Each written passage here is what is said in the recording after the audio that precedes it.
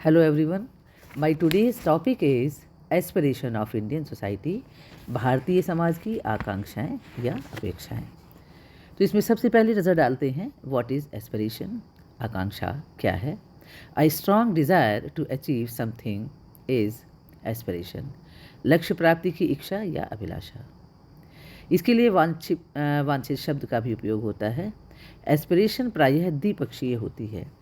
किसी लक्ष्य को पाना हमारी एस्पिरेशन हो सकती है, लेकिन उस लक्ष्य की प्राप्ति की भी अपनी अपेक्षाएं या एस्पिरेशन है। एक शिक्षण संस्थान यदि अपने विद्यार्थियों से अच्छे अंक की उपेक्षा रखता है तो उसे शिक्षण की बेहतर सुविधाएं और बेहतर पाठ्यवस्तु की भी अपेक्षा की जाएगी।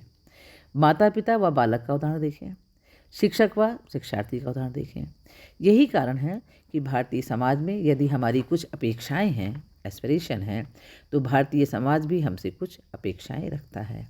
हमने यदि आज भारतीय समाज को लोकतांत्रिक स्वरूप दिया है और यदि हम भारतीय समाज को लोकतांत्रिक व्यवस्था के रूप में चाहते हैं तो हमारा यह भारतीय समाज भी हमसे लोकतांत्रिक मूल्यों के संरक्षण और लोकतंत्रात्मक व्यवहार की अपेक्षा रखता है। यही कारण है कि हमारे संविधान में यदि नीति निर्देशक तत्व डायरेक्टिव प्रिंसिपल हैं तो हमारे लिए मौलिक कर्तव्य फंडामेंटल ड्यूटीज़ भी निर्धारित की गई हैं। शिक्षा इन सब के बीच एक धुरी का काम करती है। मेजर एरियाज ऑफ एस्पिरेशन, अपेक्षाओं के मुख्य क्षेत्र, इस पर भी नज़र डालते हैं। इसमें सबसे पहली चीज़ है नेशनलिज्म या राष्ट्रवाद। नेशनलिज्म शब्द को देखने से ही पता चलता है कि इस शब्द में नेशन या राष्ट्र शब्द प्रधान है। तो शाब्दिक दृष्टिकोण से ऐसी भावना, ऐसा कार्य या ऐसा दिशा निर्देशन जो राष्ट्र प्रधान हो, राष्ट्रवाद दर्शाता है। Nationalism is the force that binds the citizen of country. It motivates the way for an individual to sacrifice its own good for the wellness of the nation. राष्ट्रवाद की भावना से हम अपने खुद के लाभ को देश के हित में त्याग करने को तत्पर हो पाते हैं। The spirit of nationalism makes the individual feel that nothing is above then nation, देश से बढ़कर कुछ भी नहीं है। यही कारण है कि भारतीय समाज हमसे राष्ट्रीयता की भावना की अपेक्षा करता है और हम भारतीय समाज से राष्ट्रवादी नीति, नियम, प्रशासन व संरक्षण आदि की अपेक्षा करते हैं। एजुकेशन फॉर नेशनलिज्म, राष्ट्रवाद हेतु शिक्षा। आप देखें हमारे देश के विविध स्तर के पाठ्यक्रम में ऐसे तथ्य, ऐसी कहानियाँ, ऐसी पोइट्रीज़, ऐसे वक्तव्यों का समावेश किया गया है जो कि राष्ट्रवाद को बढ़ावा दें। उदाहरण के तौर पे हिंदी की पुस्तकों में वीर तुम बढ़े चलो जैसी कविता, वीर अब्दुल हमीद की कथा आदि। हमारी स्कूल की किताबों में महान व्यक्तियों की जीवनी, शोध तथा प्रसार भी देखने को मिलते हैं। जॉन स्टुअर्ट मिल तथा हेग आदि के अनुसार सांझी जाति, भाषा, रीति रिवाज, धर्म, निवास आदि राष्ट्रवादी भावना के विकास का आधार है। अतः शिक्षा ऐसी हो जो विद्यार्थियों में साझेपन का भाव विकसित कर सके।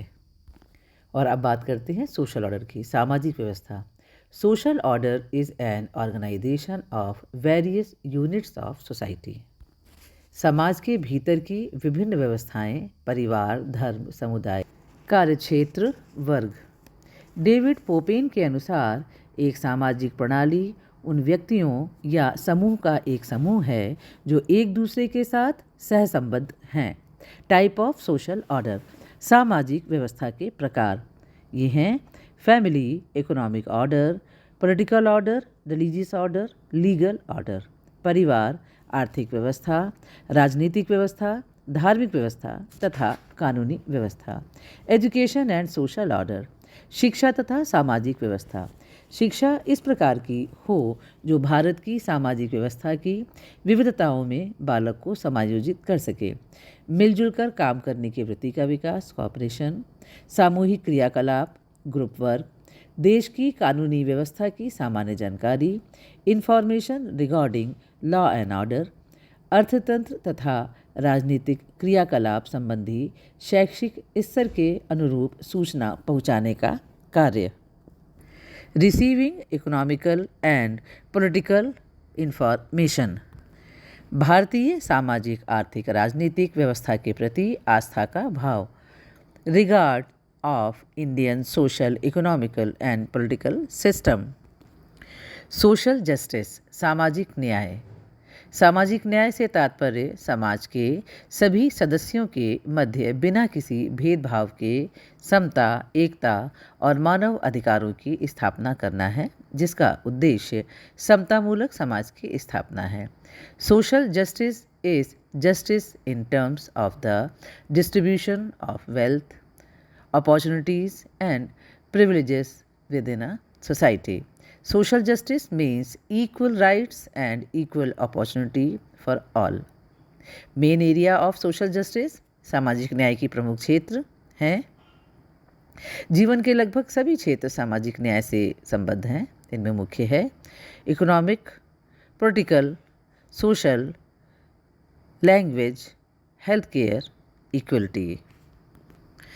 संक्षेप में हम कह सकते हैं कि सामाजिक न्याय equal rights, equal opportunity, equal treatment है। शिक्षा को इसमें सहायक होना चाहिए। यूनिवर्सलिज्म, सार्वभौमवाद या विश्ववाद। सार्वभौमवाद एक भावना है जो व्यक्ति को बताती है कि वह अपने राज्य का ही सदस्य नहीं है, वरन विश्व का नागरिक भी है। गोल्डस्मिथ के अनुसार universalism is a feeling that the individual is not only a member of the state but a citizen of the world. Tagore का विश्वबोध, विवेकानंद का मानवतावाद, नव वेदांत आदि इसके उदाहरण हैं। Role of education relevant to Indian society. Self esteem and respect, आत्मसम्मान तथा सम्मान। आत्मसम्मान एक व्यक्ति का अपने स्वयं के मूल्य का व्यक्तिपरक मूल्यांकन है। मॉरिस रोजबर्ग के अनुसार खुद के प्रति अनुकूल या प्रतिकूल रवैया आत्मसम्मान है।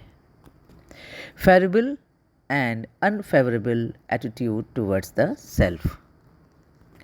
शिक्षा का कार्य है कि वह स्टूडेंट्स में खुद का व दूसरों का दोनों के सम्मान को बनाए रखने का व्यवहार करे। सोशल एंड इन्वायरमेंटल अवेयरनेस, समाज तथा पर्यावरणीय जागरूकता। हम जिस पर्यावरण में रहते हैं उसका संरक्षण, देखभाल तथा संयोजन के प्रति भी हमें सचेत रहना होगा। हमारी शिक्षा व्यवस्था यदि एक बेहतरीन इंजीनियर बनाती है, लेकिन यदि उसे पर्यावरण के प्रति संवेदनशील नहीं बना पाती, तो उसके द्वारा बनाए गए कल कारखाने उत्पादित वस्तु का जितना लाभ हमें मिलेगा, उससे कहीं अधिक उस कारखाने से उत्पन्न प्रदूषण से हमारी हानि भी हो जाएगी।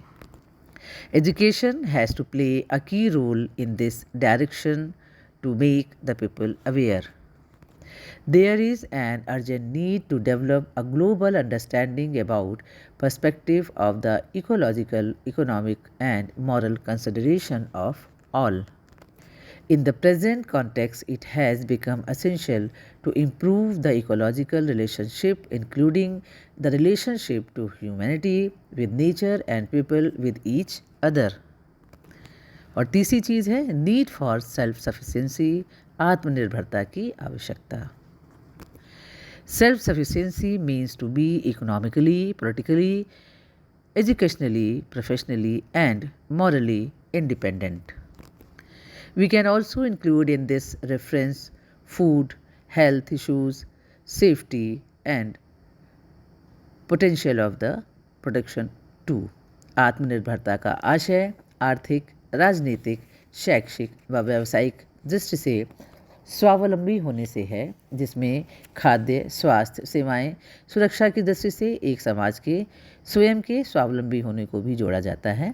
शिक्षा के माध्यम से भारतीय समाज आत्मनिर्भरता के लक्ष्य को प्राप्त कर सकता है, जिसके कुछ प्रमुख उदाहरण हैं प्रोफेशनल एजुकेशन, व्यावसायिक शिक्षा, टेक्निकल एजुकेशन, तकनीकी शिक्षा, स्किल बेस्ड एजुकेशन, कौशल विकास संदर्भी शिक्षा, handcraft and art is the part of school curriculum, research and enhancement of agriculture education, कृषि शिक्षा, और शिक्षा के माध्यम से लघु उद्योगों को बढ़ावा। हमारे तमाम शिक्षा चिंतक इस ओर हमारा ध्यान आकर्षित करते रहे हैं और स्वयं गांधी जी ने और रविन्द्रनाथ टैगोर ने संदर्भित प्रयोग करके व्यवस्थाएं हमारे सामने प्रस्तुत भी की हैं।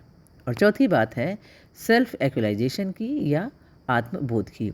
मानव जाति की अपनी रोज़मर्रा की दैनिक ज़रूरतों के अतिरिक्त भी कुछ भावनात्मक, रचनात्मक व आध्यात्मिक ज़रूरतें होती हैं। वह भोजन, वस्त्र या आवास से ही संतुष्ट नहीं होता। एक प्यासा व्यक्ति जल पीने के उपरांत जल की निर्मलता, उससे बनती आकृति, उसके स्पर्श से भी संतुष्ट होता है। अब्राहम मास्लो ने अपने आत्मबोध के सिद्धांत के तहत मनुष्य की ज़रूरतों को 2 भागों में विभाजित किया है।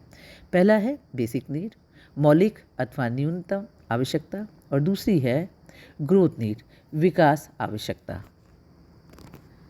शिक्षा आत्मबोध के विकास में सहायक है। इंडियन एजुकेशन सिस्टम और फिलॉसफी में इस बात पर बड़ा जोर दिया गया है। सा विद्या या विमुक्तये, शंकराचार्य, विवेकानंद, मानव निर्माण की शिक्षा,